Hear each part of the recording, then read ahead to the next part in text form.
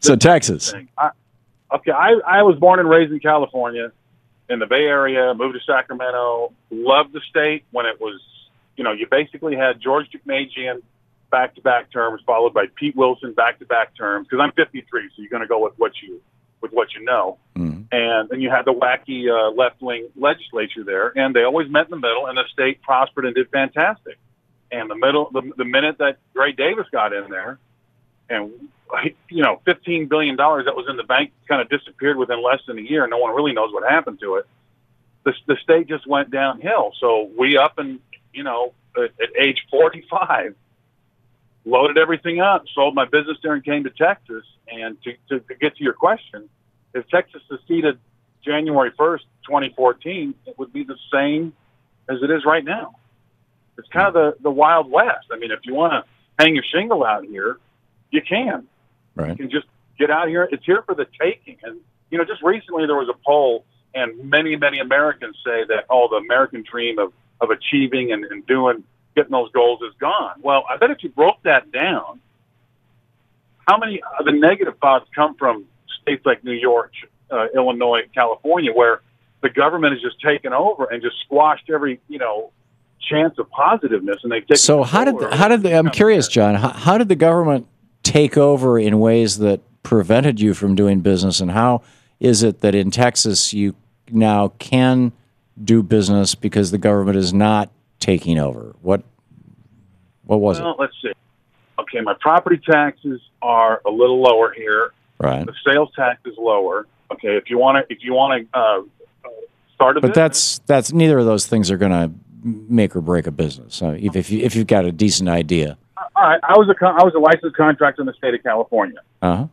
They had less and less every year. So what do we do to get more money? Well, we're going to go ahead and charge more to the people who decided to stay legitimate. Okay, right. Instead of trying to get what were you building? Underground and bring them in. Were you building houses?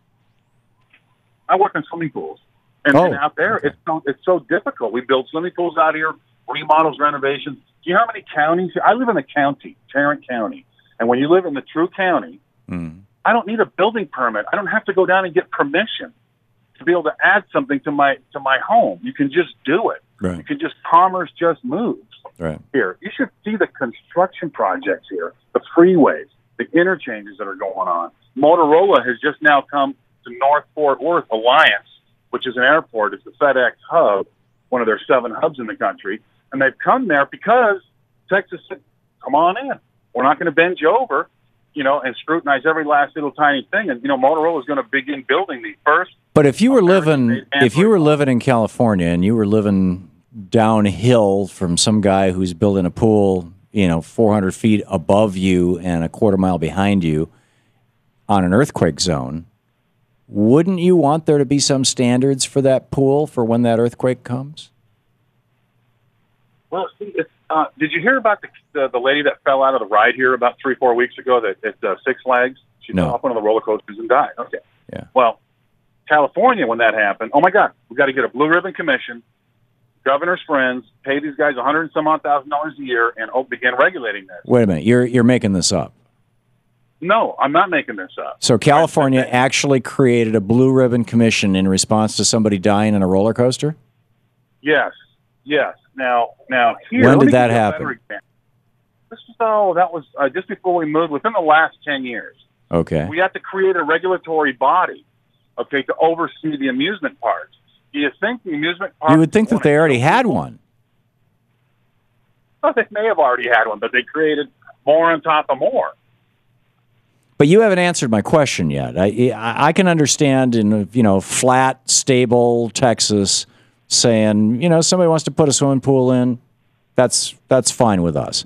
But it also seems to make sense to me that in a state where a swimming pool, as you know, is tons and tons of water, and not to mention concrete and electronics and pipe and whatnot, and you got hills and you got earthquakes, that having a swimming pool could be a real disaster for people around them if it was not built well.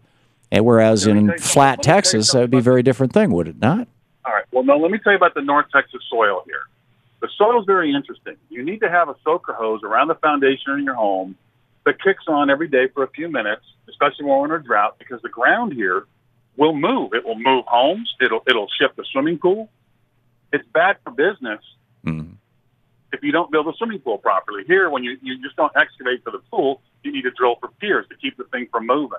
And there are areas here you don't build in because you know the pool's going to move no matter what you do, and we just don't do it. But it's, again, it goes back to it's bad for my business for me to build a half-assed pool and leave it unsafe. Right. I get sued out of oblivion. I don't need the government to come in and tell me you can do this and you can do that and you can't do this. Well, if you're getting sued, the government's involved in that process.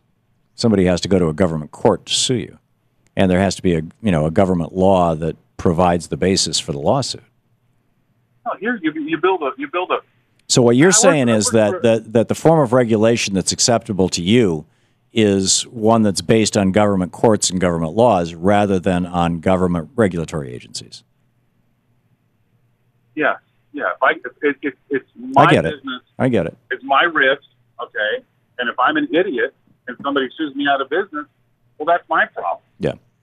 But, there's something to be said for that, and particularly if it's the swimming pool business. But what if you were selling some kind of herbal medication, and you came into town and really what you were selling was poison or had, say, small amounts of arsenic in it, not enough to kill somebody right away, but enough to give them cancer over a year or two.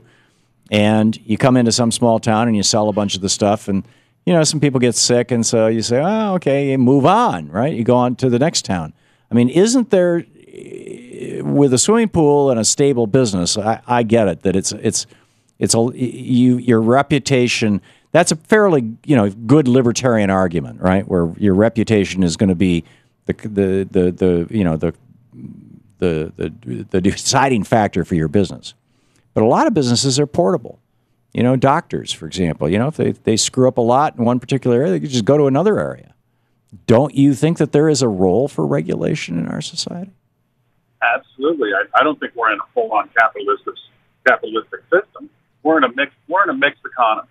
I agree. You have to have some, but you just think California's gone too far and Texas is doing just fine.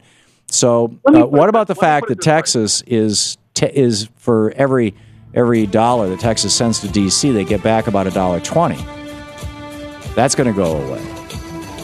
That's fine. Yeah. Okay. You're fine with that. John, we're out of time. Thanks a lot for the call.